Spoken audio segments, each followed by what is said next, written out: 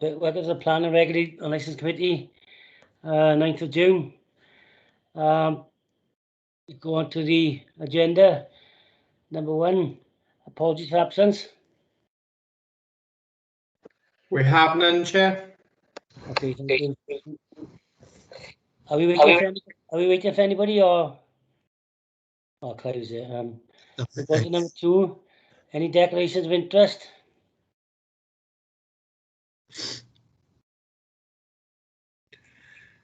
No. A and B. Right, we're going to item number 3, licensing the Green Fleet Scheme, and I'll hand over to Paul to take this.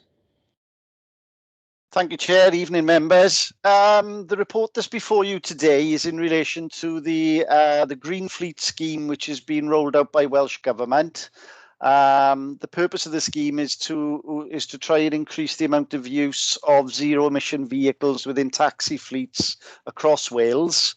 As part of their initiative, they're making vehicles available for local authorities for our licensed trade to use free of charge for a 30-day period. To try and show the benefits of using green vehicles. Part of that free period will include the charging points for the vehicle will be supplied, insurance, breakdown cover, and that's fully supported for the 30-day period.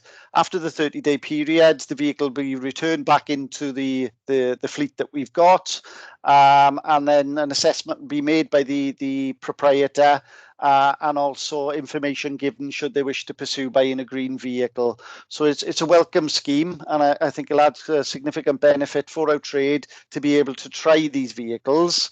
However, under our existing policy and our conditions for licensed vehicles, the vehicles that are being provided would actually not be able to be licensed. The reason for that is our conditions specify, as members know. Sorry, I'll stop there. Councillor Thomas is his hand up. I just see it now. Councillor Thomas?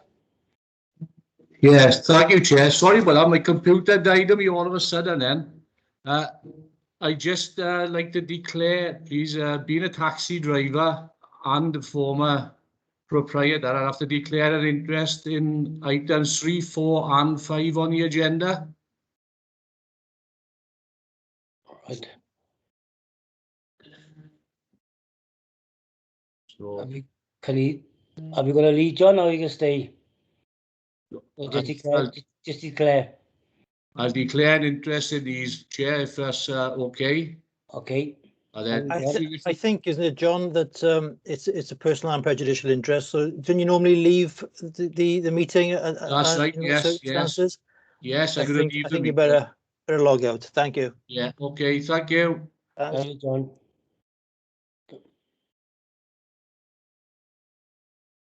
Sorry, Paul. Carry on. Oh, that's fine. Thank you, Chair. Yeah, so in terms of the vehicles that are being supplied to the local authority, obviously it's funded and purchased as part of a fleet by Welsh Government. As members will know, our Hackney carriages in Merthyr under the conditions have to be black.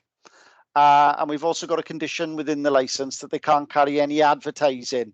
Now, the vehicles that are being supplied as part of this scheme have got red bonnets and red roofs, so would fall foul of that condition. And secondly, they carry advertising the scheme as an incentive to other taxi drivers to take up the option of using, and also to show the public that this is a zero emissions vehicle, to try and publicise the work that's being done. So the recommendation before you today, members, is for vehicles that we intend to licence via this scheme, is that the conditions relating to being all black and the condition in relation to the vehicle being carrying advertising are waived in relation to those vehicles. So that's the recommendation before you today. Happy to take any questions. Councillor Jones? Sorry, first of all, Chair, I have a question, but Councillor Lewis is having difficulty in joining us at the moment. He's trying to sort out some technical difficulties that he's got. Sorry, Paul, have you just finished? Did you say that the colour of these vehicles, did I catch it right, is red? The vehicles are black with red bonnet and a red roof.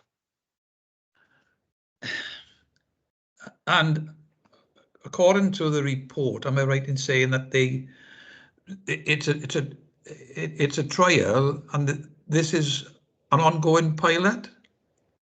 It is But- basically any driver or proprietor in Merthyr who wishes to try will have a 30-day use of that vehicle.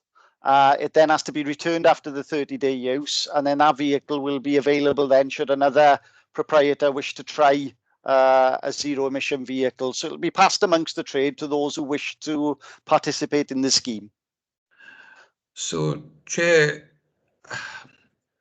going back some years ago, as one or two members on here would remember, and I know that Paul and Joanne will remember the issue that we had of changing the fleet to all black and not have a variety of colours of vehicles. How are you going about explaining that to all these other taxi drivers? I think in context, Councillor Jones, I think we're talking two vehicles are part of this green fleet, this green scheme. So there's not going to be a huge number of vehicles. And I think in terms of selling it to our other drivers, is obviously it's a benefit to them to have access to an electric vehicle to trial. Should none of our trade wish to use the vehicle, then obviously it's not going to be used. It'll sit in storage. So it's a benefit for our trade. So in terms of selling it to our trade and being accepted, I don't foresee an issue.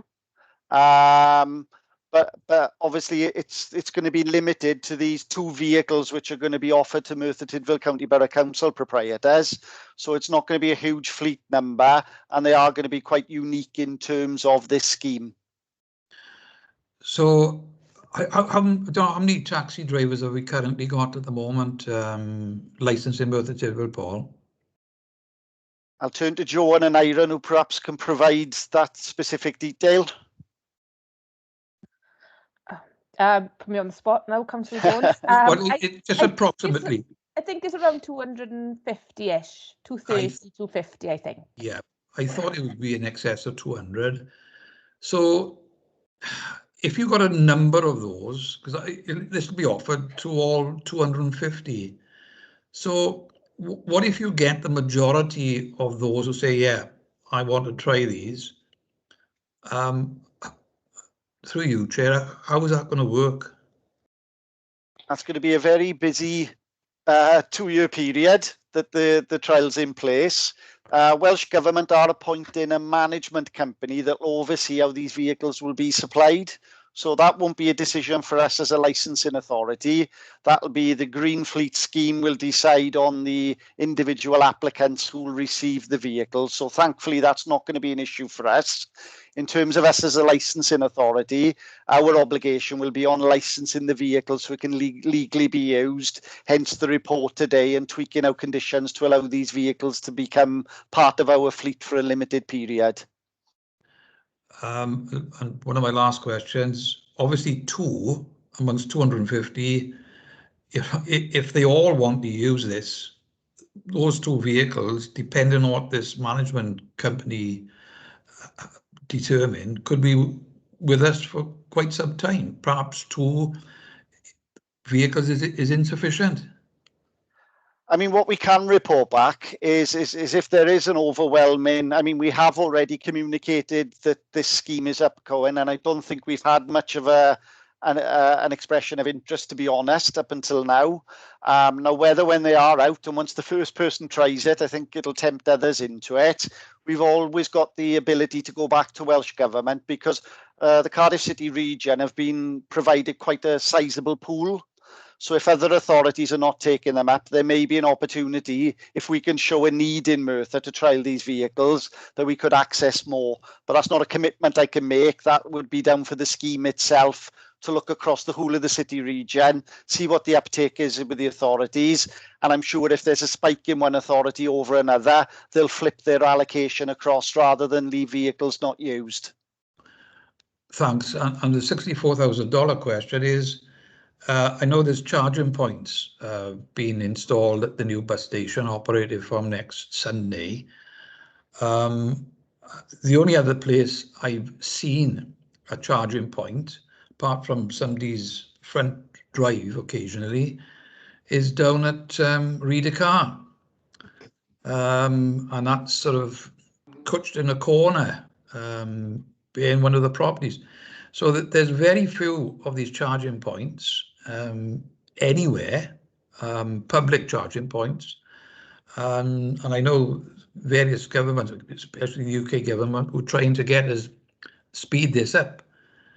But is the bus station available for taxi drivers to charge that there 24 hours a day?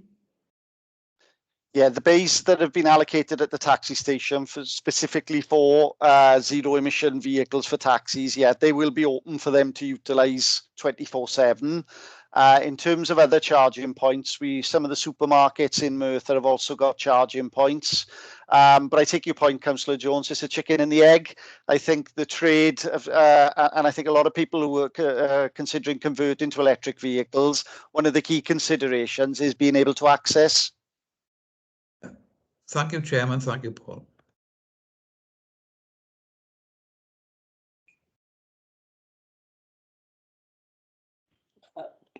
Councillor Colburn. Yeah, thank you, Chair. Yeah, my main question was going to be around the charging points as well. So thanks, Clive, for getting that clarified for me. The other thing's a bit more minor, perhaps. Do we know what the range of these vehicles is? And I take it Welsh Government are paying the cost of the electric required to charge them as well? I would have to come back to you, Mr. Mayor, with more detailed information on that. I know charging equipment is provided to the operator as part of the scheme. I don't think it's going to go as far as paying the cost of the electricity of home charging. I think that might fall upon the proprietor. But the free-to-use charging points that's in the county borough, I think they are. There won't be a pass-on charge for those. Okay, and they're rapid charge, are they? Do you know roughly how long? I'm putting you on the spot. Do you know roughly how long it takes to charge one of these vehicles? I don't, I'm afraid, Mr. Mayor. I haven't got that level of detail in relation to the mechanics of the bus station product that's there. And I'm not strictly au fait with electric vehicles, being honest. Thanks, Paul. I mean, it sounds like a good scheme and I welcome it. And I hope that most of our drivers will be interested in and take up on the offer of the free vehicle. Thank you. Any more questions? No. Any comments? Councillor Jones.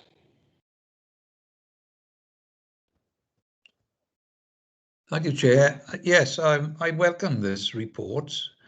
Clearly, it's a pilot. I mean, we're all on a journey with electrical vehicles. I mean, the cost of purchasing the vehicles is quite high at the moment, but once those costs come down, I can see a lot of motorists then deciding to purchase them. But hopefully the pilot will have an update as this goes along, and I'll be very interested to see what comes out of this, what are the outcomes, and frankly what the comments are of the taxi drivers. But I welcome this. It's a step forward, and clearly it's opportune because of the fact that the charging points are in the public bus station. Thank you, Chair. Thank you. Councillor Salmon. Thank you, Chair. It's just quickly, it is, to be honest. It's just to say I agree with Malcolm and Clive. it's a welcome trial, and I think it will be picked up by a lot of the drivers and taxi firms out there, because free electric charging, insurance, vehicle licensing and breakdown cover, all funded by Welsh Government. So it is an opportunity as well for them to make a little bit of money, and also to do good by the environment. I will ask though, would it be possible, the scheme's going to run for 2 to 3 years, would it be possible to bring like maybe every 6 months or so some feedback to, I don't know whether it would come to this committee or another committee, just to update us on what drivers actually think while the scheme of the scheme while it's ongoing. Yeah, happy to do that, Councillor Salmon. I'll ensure a quarterly update is given on the progress of the scheme and any feedback from the trade. I'll certainly feed that back as an information report. Lovely. Thank you, Paul. Thank you, Chair. Yeah, thank you very much. Paul, can I don't know how it would work, or if it would work, rather than give each individual taxi driver right to borrow these scheme, couldn't we isolate to each individual taxi company?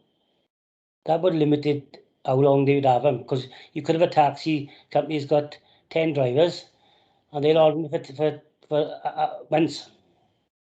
I think the mechanics of the scheme that Welsh Government. You lost your sound, Paul.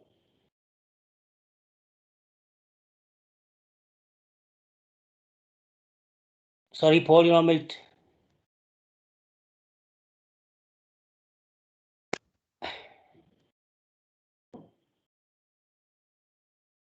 Am I back on, Chair?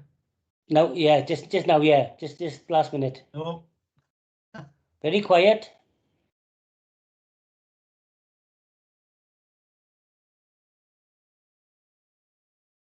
Can you hear us now? I can hear you. Can you hear me? Just about, yeah. Great. I've obviously the amount of meetings today, Chair. I've worn this microphone out of. But yeah, I think the difficulty Welsh Government have had is coming up with a consistent scheme across all authorities who if you take the Cardiff trade, for instance, is very focused around You're gone again.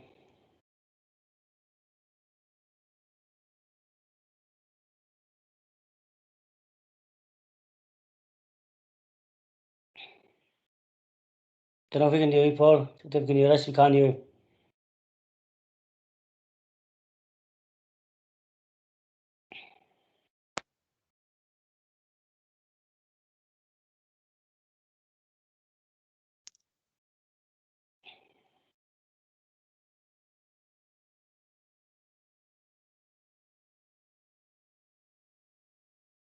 Can you hear us, Paul?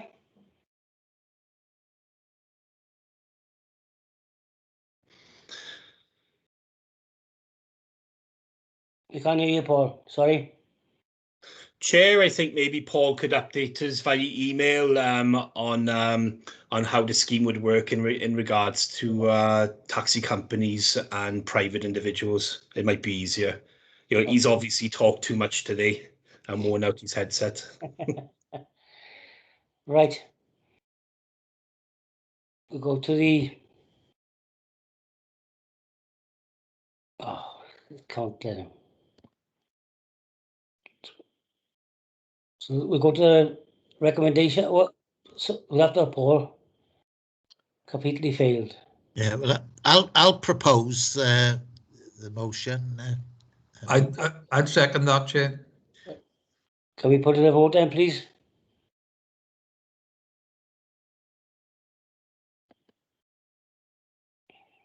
All in favour, yeah.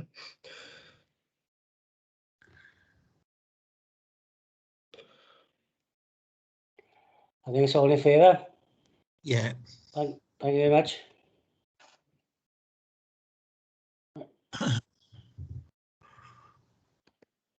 I've lost my agenda now. Oh.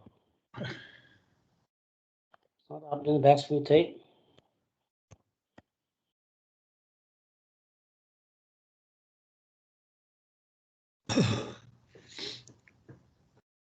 Oh.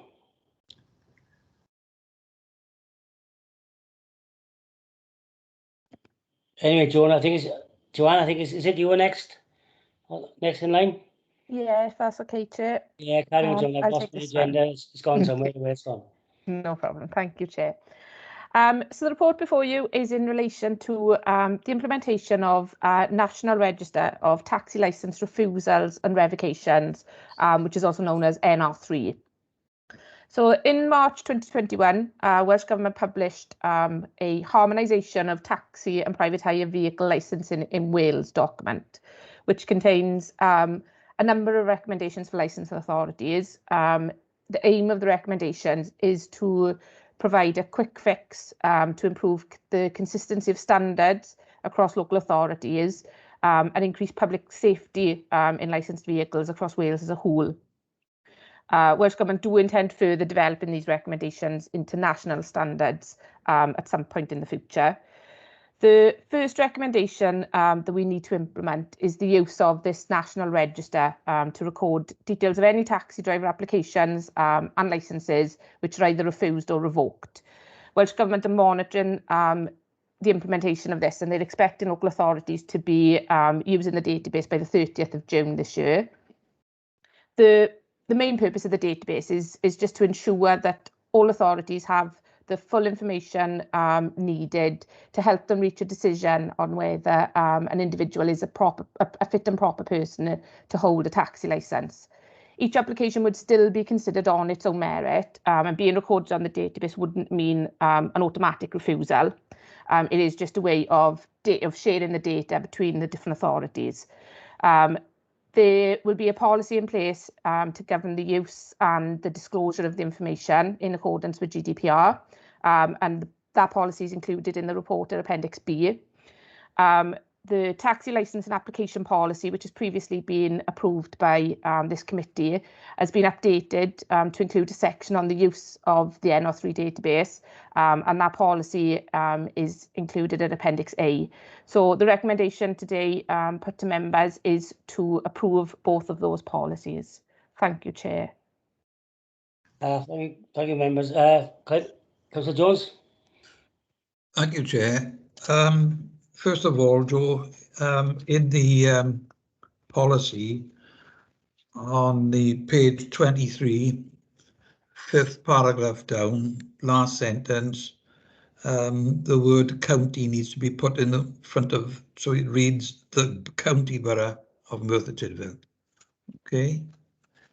On page 25, under the heading application process, paragraph 4, it refers there to new applicants must present an advanced driving certificate from an approved provider as part of their applications.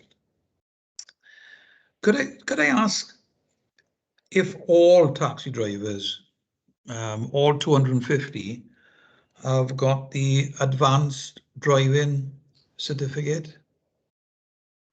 Yeah, that requirement has been in way before my time. It's been in for years and years and years, the driving assessment test. There's what I wanted to verify, Joanne, was that there was no taxi driver who's been driving for years has not got this advanced driving certificate. Not to my knowledge. As far as I'm aware, it's been in place since taxi licensing was implemented, the driving assessment. Okay, I don't think there's anybody with grandfather rights there. Right, no. Right. And one other question on the same page under the same heading is in paragraph 2. It's something that I've been interested in, and I think should have been altered. It says that the applicant must have held a full UK driving licence for a minimum period of 12 months when the application is made. When I was chairing the planning licensing committees, we certainly had applications before us where the minimum period was just over 12 months. I believe that, 52 weeks driving experience is insufficient when you've got the lives of hundreds of people in your hands. That requirement is set out in the legislation, Clive. It wasn't a council decision. In the legislation that governs taxi licensing, the requirement for 12-month holding the driving license for 12 months is actually in the legislation. I support the recommendations. I mean, this National Register, Chair, is frankly, we've got to do it now, but it's, in my opinion, it's long overdue. Thanks. Thank you, Councillor Jones. We got a recommendation. Any other questions first before I go to the seconder? Any comments? So we got a recommendation from Councillor Jones. Can I have a seconder, please? I'll second it. We put it to the vote then, please. We're all voting for now then, Chair. All for, yeah. Sorry, yeah. That's Yeah, okay. all voting for. I'm a bit rusty, Clive, a bit rusty.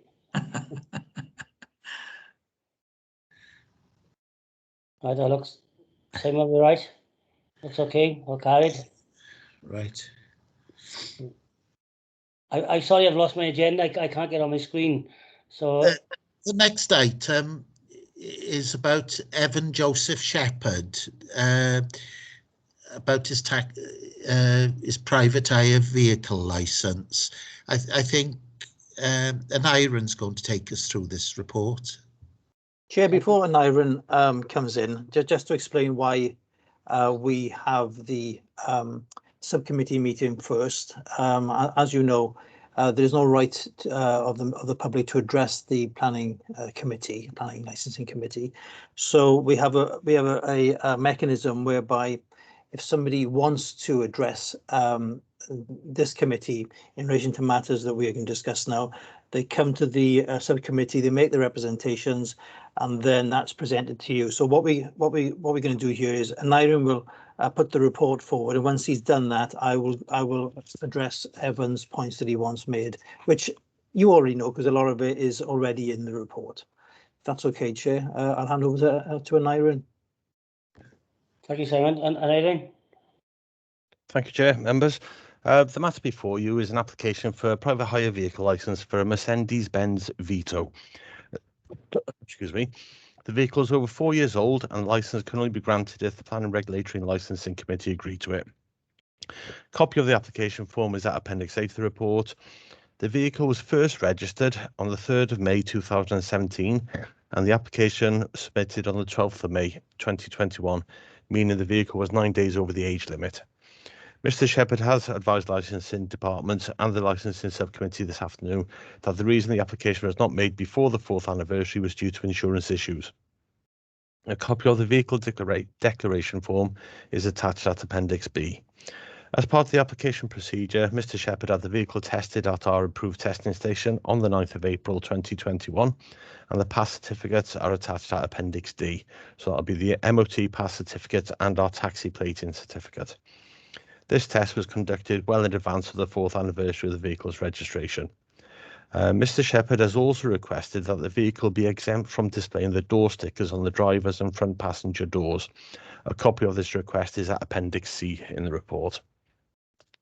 That application is made in accordance with Section 75(3) of the Local Government Miscellaneous Provisions Act 1976, which states where a licence under Section 48 of this Act is enforced for a vehicle, the council which issued the licence may, by a notice in writing given to the proprietor of the vehicle, provide that paragraph A of subsection 6 of that section shall not apply to the vehicle on any occasion specified in the notice, or shall not so apply while the notice is carried in the vehicle.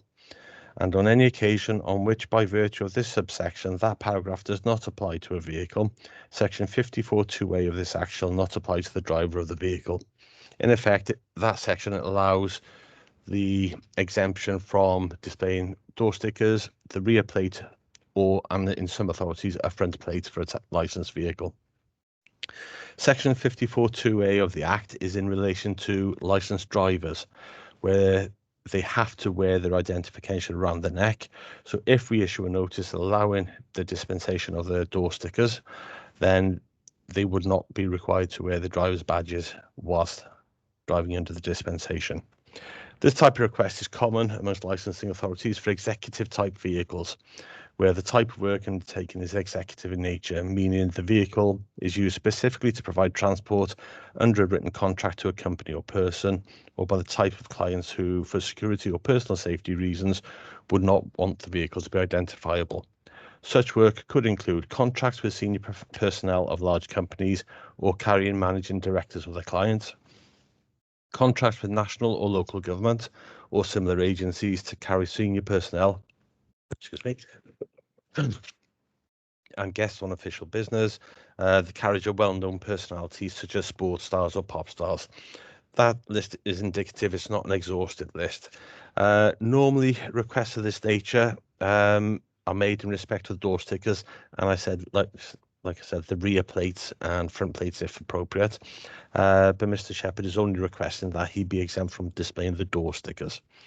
So the two recommendations before you today are to decide if the vehicle is, one, going to be licensed, as it is over the 4-year age, and secondly, whether to waive condition 6.4 of the private hire vehicle licence conditions in relation to the door stickers being affixed to the driver and front passenger side doors.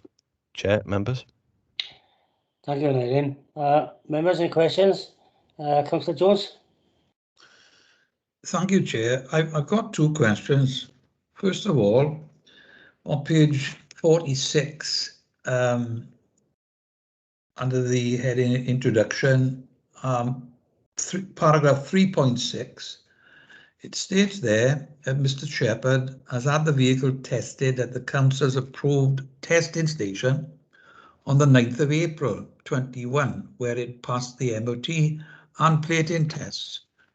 Now, I don't think this is not the first time that Mr. Shepherd's been to us, either as a subcommittee, as a full licensing committee, because I think he's got a problem with his watch. Now, whether he's bought another watch and it doesn't, is not working. So he had 23 days in which to deal with this before, you know, he's had time. So what was the reason or the excuses that he made that he's left it this late again when he's been around a long time and he knows about the 4-year limit? So what reasons did he give that to you as licensing officers that this couldn't be dealt with during the 23 days? Thank you, Councillor Jones. Maybe I can answer this.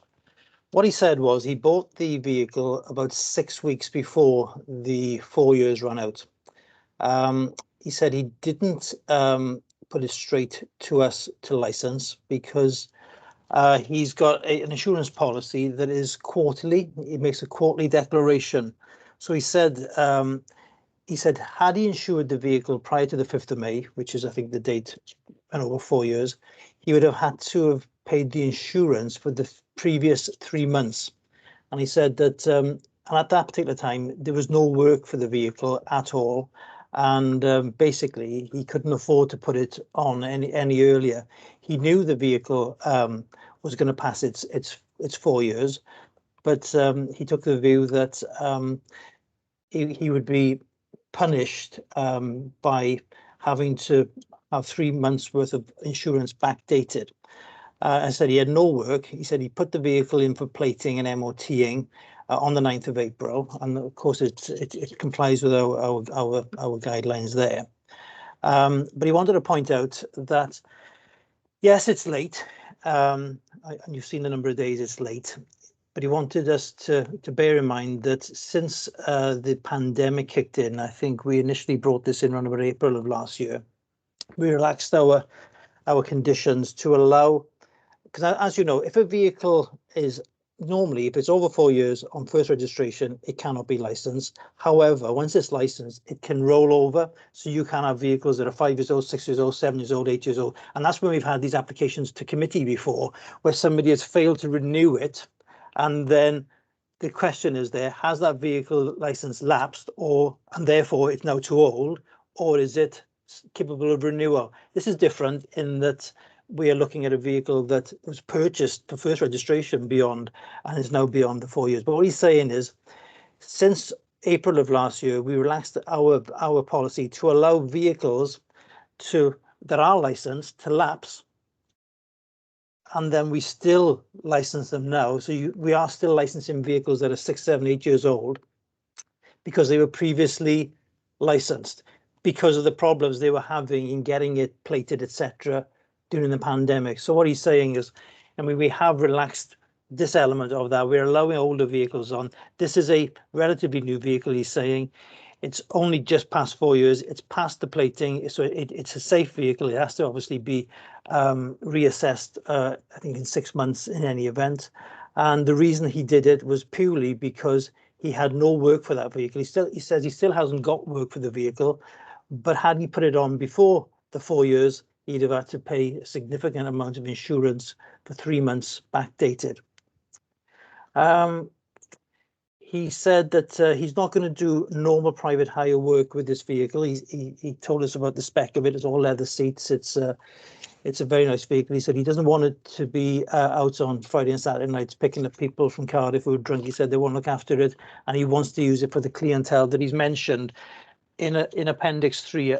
What I'm saying here, I think, is echoing a lot of what he's already said in his application. So he says that it is an executive vehicle. He wants the door stickers off the side primarily because they're ugly. He's not saying he wants the badge off the back for identification purposes.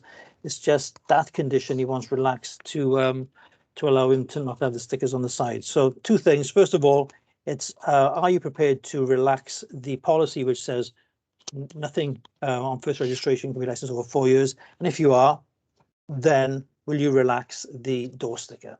That's essentially what you said, Councillor Jones. Yeah, well, thank you for that explanation. You know, when I read it, obviously, having chaired the licence committee for some years, he came before us on more than one occasion. But all right, I accept that perhaps there's a different set of circumstances because of the pandemic.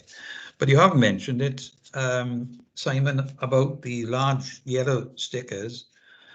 I find that hard to accept, to be honest with you.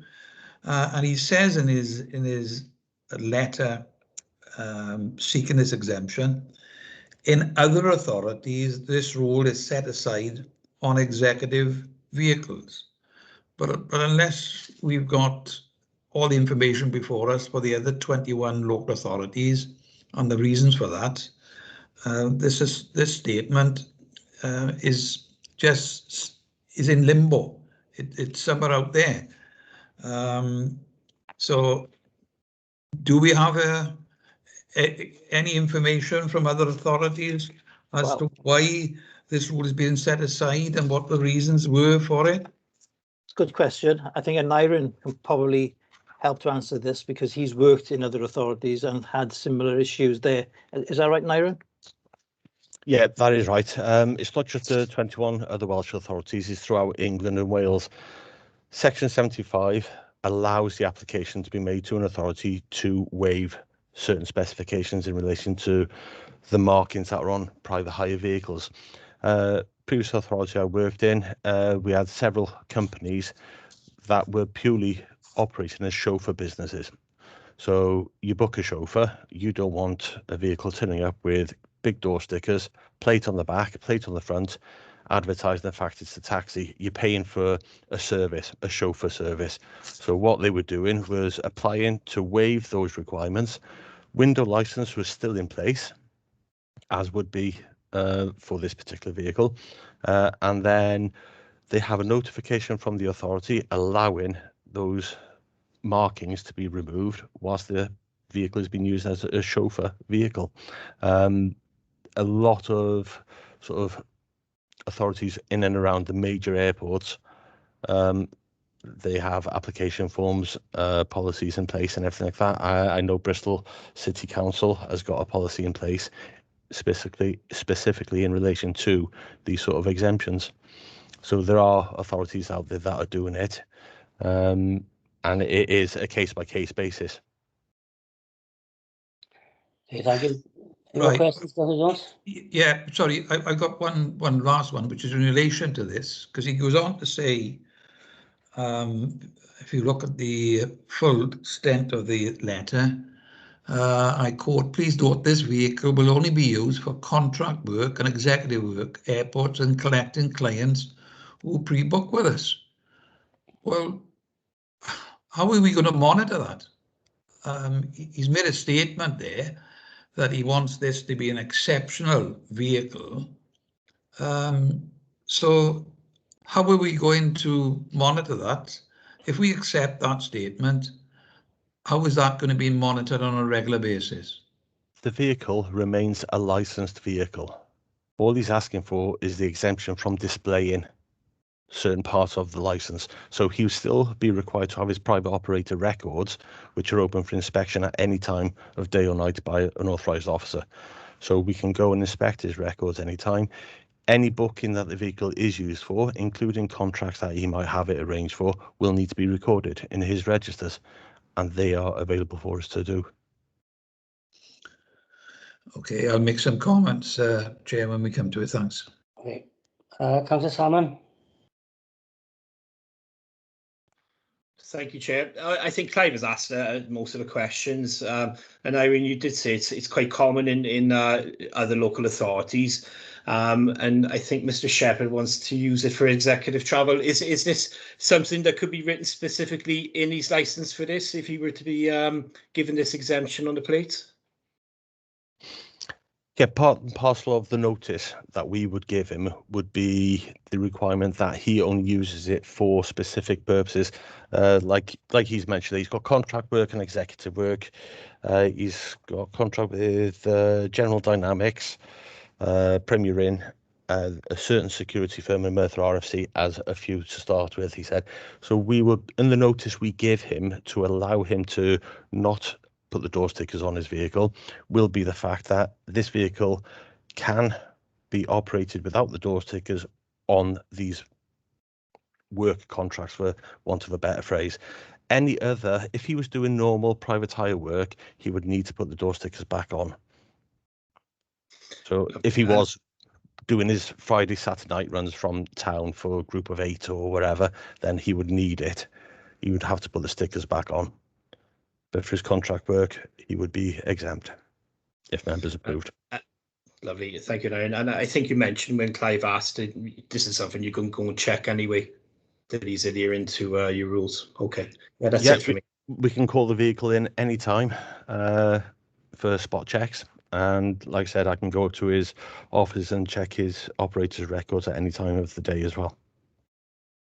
The taxi trade themselves are pretty good at letting us know if somebody else isn't behaving. They will tell us. Okay, thank you all. Okay. So, sorry, just come back to follow up with Councillor Stammen's question. So if this particular vehicle is hired by a group of 8, or for example, who are celebrating a birthday party in Merthyr, just to confirm, he would have to put those stickers back on there. Is that correct? Yeah, that's deemed as normal private hire work. So what he's applying for is an executive style exemption, basically. Yeah. So for his contract work with General Dynamics, he doesn't want door stickers on while he's doing that. Day-to-day work, he would have to have them back on. To follow Councillor Salmon's point, you would gain intelligence, and put it for a different way, you would gain intelligence to ensure that if he uses it outside executive work, that you would have to put those stickers on. Because I think Councillor Salmon is right that if it's written in there, it must be clear to him that if he uses it outside this so-called executive work, he would have to put those yellow stickers on. Yeah, the notice that he would have to have within the vehicle would make it clear to him that if he diverts outside of the remit of what he's been allowed to have the stickers off for, then he would fall foul and he would be a normal private hire vehicle and he'll have to have everything back on. All I say to that, Chair, is good luck with monitoring that one. Thanks. Thank you. Councillor Thomas? Thank you, Chair. Just for clarity purposes, more than anything, in respect to Simon's statement regarding the insurance and so on and so forth, just to get clarity. Obviously, Mr. Shepherd bought the vehicle, had it for, let's say, roughly a month. Had he obviously informed the insurance of the vehicle there and then, he would have been liable for 2 months prior where he didn't actually own the vehicle. Is that correct?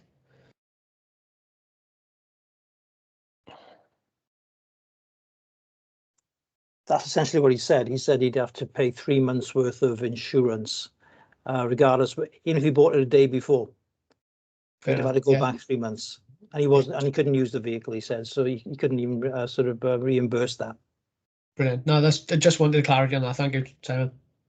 Thank you, members. Any other questions? Any comments?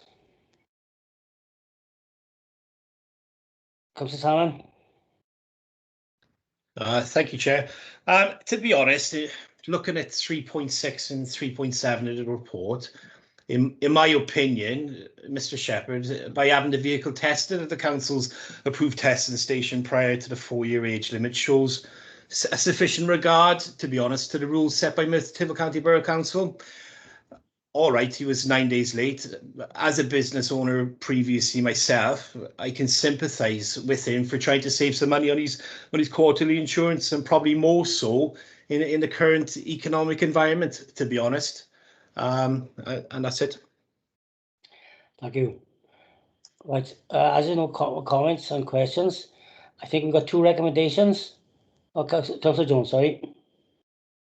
Well, yes, I was seeking clarification from you as the chair and officers. It's the recommendations there's 3 suggestions there.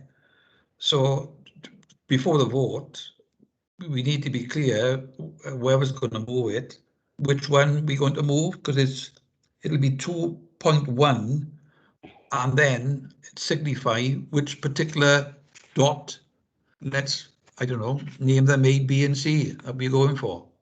Right, Simon, can I ask you, Simon, to take over, because I'm trying to get my agenda back up. I can't get it back up. That's fine, Chair. Yeah. I think what you've got to look at first of all is the first vote you need to take is number 1. Are you prepared to grant this license outside of the 4-year limit? So that's the first thing. And if you are, then we move on to the second, which would be, are you prepared to waive the condition concerning the door stickers? So the first vote to be taken is, are you in favour of the license being granted outside of the policy which says nothing granted after 4 years? Scott wants to. Please. For. Chair, I'd like to move that recommendation that we grant the application. Sorry, I jumped again. Can we have a seconder for that, please? Yeah, I'll second that, Chair. Thank you. Can we put the vote then, please?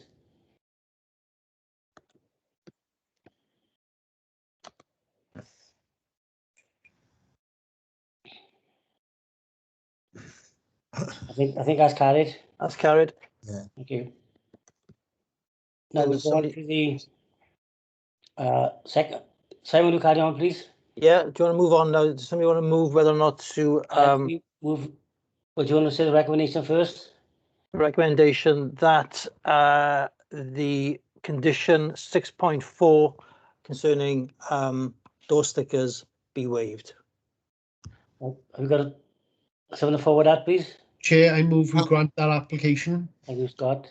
Yeah, I second that, Chair. Thank you, Malcolm. Can we put that to the vote then, please? 4.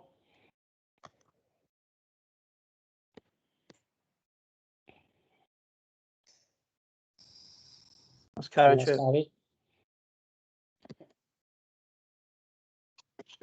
Chair, I think that's the last agenda item. Right. Well, I'm very sorry my first one is messed up, but I do have my agenda. But thank you very much for the meeting. Excuse me, we're going to discuss meeting times under any other business with your meeting times. Yeah. I thought that was going to be done on the next planning meeting. Well, this is the planning and regulating licensing meeting. Yeah, with the planning officers, but we can. This is a meeting. a scheduled meeting of this committee? Yeah, we certainly can discuss it, but I just assume we're going to do it the next planning meeting, but Well, I didn't yeah, we assume can that discuss it this now. is the next scheduled meeting of this committee. Yeah, just to interject there, Chair, the next meeting, as I see it, would be at 4 o'clock. Right, okay. I see what So, you mean, yeah. you know, it was an unusual circumstance that it's at 5 o'clock today, because when some of us queried this, we were told, well, it said in the AGM that the meetings would be held, you know, whatever, every 4 weeks, but the time was put in there. And we were told by a member of staff in Democratic, well, the time is stated and the time would have to be at 4 o'clock. So when Councillor Chaplin queried this with Judith Jones, she said, yes, I'll put it on. Well, she agreed. I don't quite know how she could if she wasn't the chair of the committee, but she accepted that they should be under any other business. So that's why Councillor Chaplin has brought it up tonight, because I think we need to have a discussion as elected members about the timing of it. You know, there are reasons why it's always been at 5 o'clock. Okay, that's no problem. We can discuss that now. Thank you. Any members got any points of view on moving it, the times to stay at 5 o'clock or 4 o'clock? Councillor Chaplin? Yeah. Obviously, this has been discussed before and brought up while I've been on the committee, and the reason that it was agreed at 5 o'clock was to help people. There are members on this committee who work, and it allows them to get there. Plus, you know, when the meeting is normal, members of the public can come along and attend, and 5 o'clock makes it convenient for them. So for all those reasons, it's always maintained at 5 o'clock, and I believe that it should be at 5 o'clock, and that's what I want it to be. I can, you know, there's no benefit for anybody who's working to have it any earlier. Thank you. Thank you. Councillor Jones? Yes, Chair. I agree with that entirely. And of course, the other issue is as well is that it's been placed at 5 o'clock, not only to ensure that we get as many members of the elected members there, but there are a number of the agenda items for planning approval or otherwise brought to the committee where members of the public, you know, need to attend, and placing this at 4 o'clock for members of the public, leave alone the elected members, is going to put them in difficulties. And to be perfectly honest, if we do go at 4 o'clock, this will be a retrograde step, not only for elected members, but for members of the public as well. I mean, you know, there are some elected members who've indicated to me that perhaps we should even be considering 5:30, so that we don't get members of the public who happen to be working away racing here to get here by 5 o'clock or 5:30. But I think we should have this committee. It's the scrutiny committees determine their time. I see no different with the planning committee, but I'd like to hear other members, and Chair, when we've done that, perhaps we can go to a vote. Thank you. Thank you, John. Any other members on that view on this? Do we give the officers a vote as well, or is it just the councillors? Councillor Gibbs? Thank you, Chair. I just want to back up what both Clive and David have both said on this.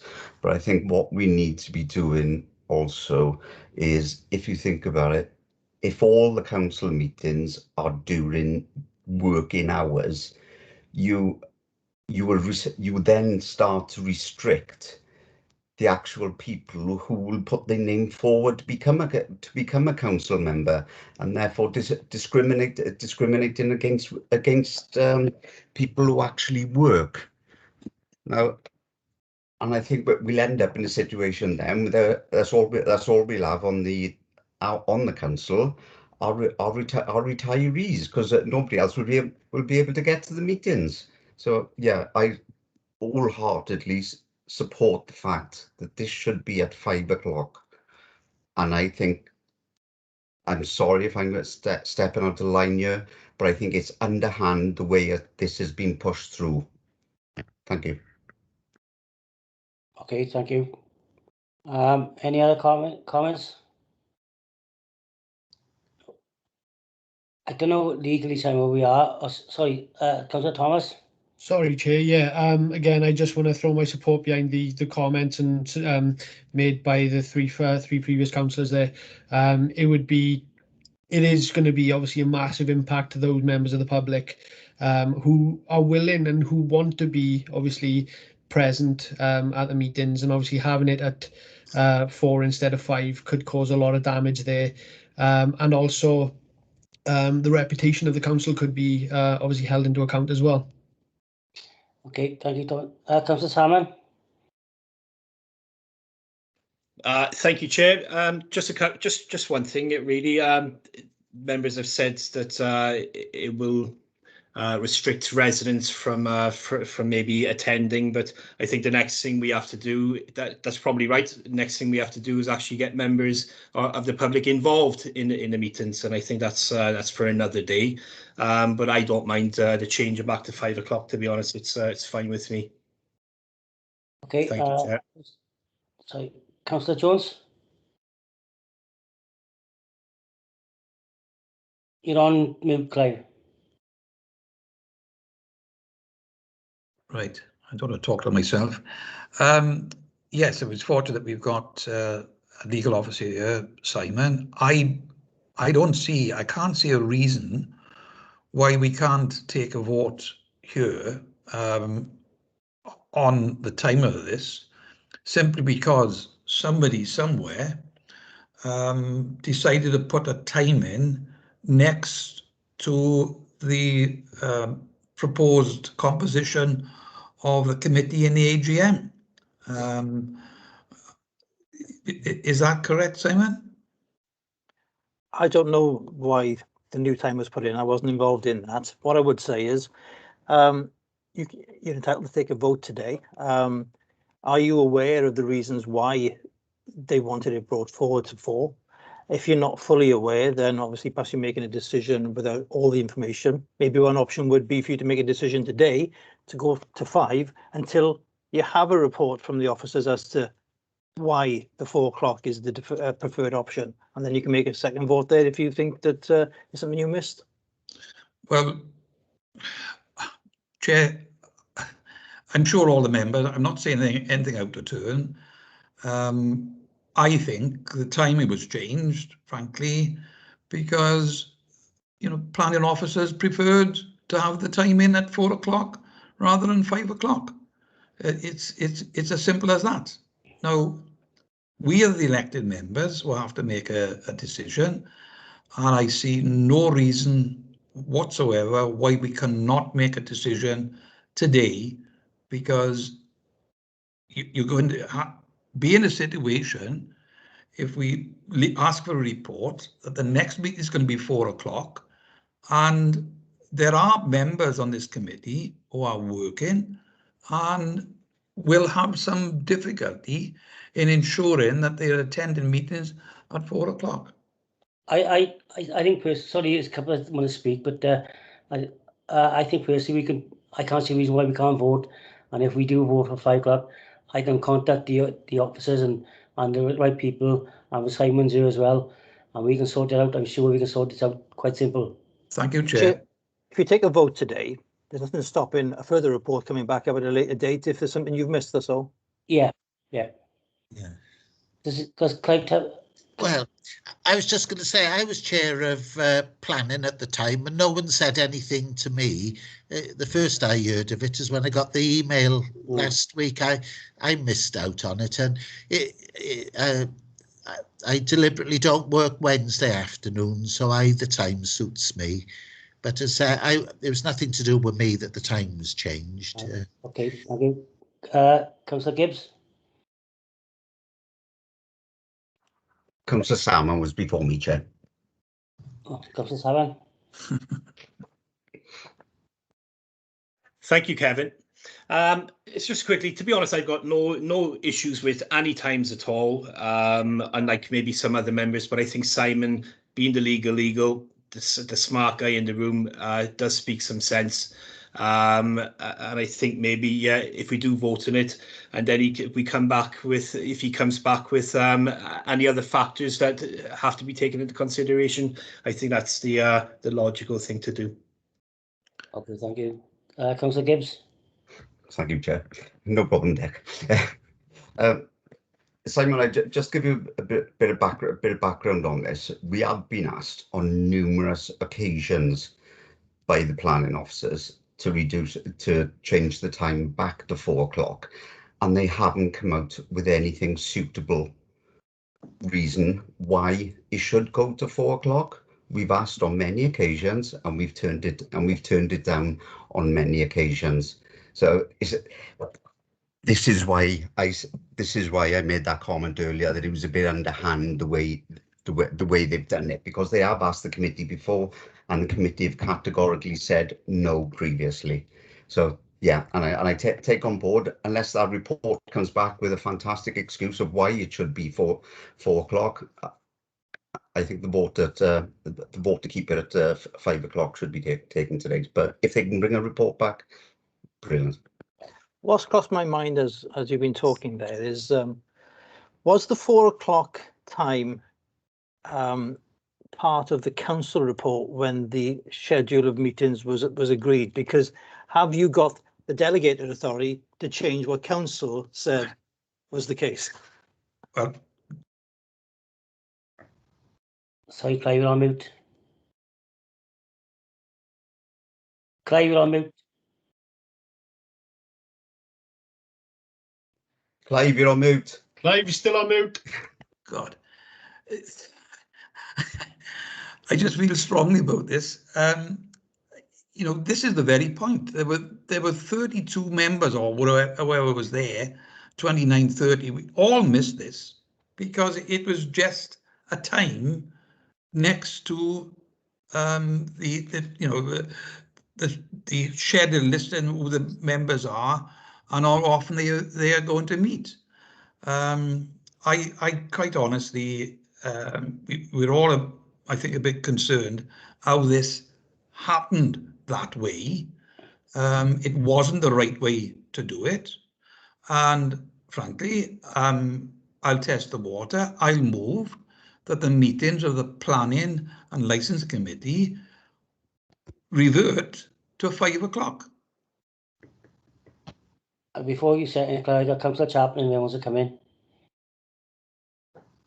Yeah, echoing what Kevin Gibbs said, less than 6 weeks ago, the Labour group was asked about this, and we all went back and said we wanted it to remain at 5 p.m.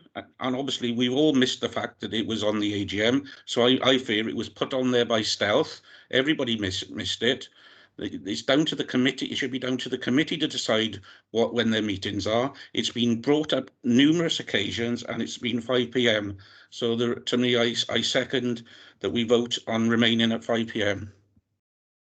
Well, we've got a proposer, we've got a seconder. I propose we vote on it, and then we'll find out what's happening with our vote. Declan, do you want to come in? Well, I was just going to ask, to be honest, as Simon mentioned, and others have mentioned now, it was on the AGM. So where exactly do we stand on this? Can we go against all 32 members that voted on it? Not against them, everybody might change, but it was voted on by 32 members at that time.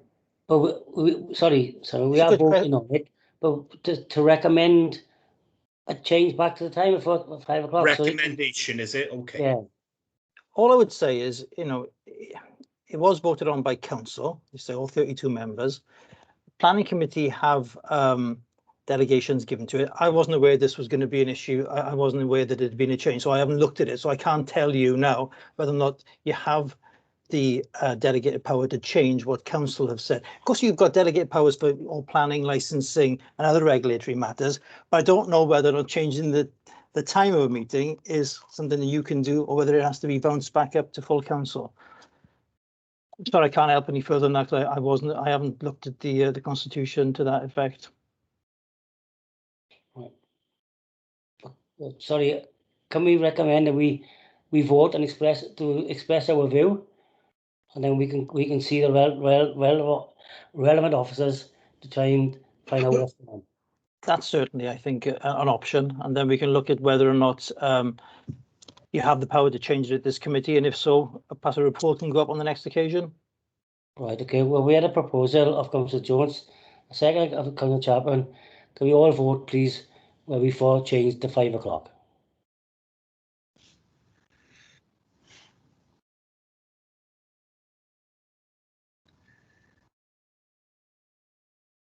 I think that's carried. Malcolm, isn't sorry. Thank you, Chair. Thank you.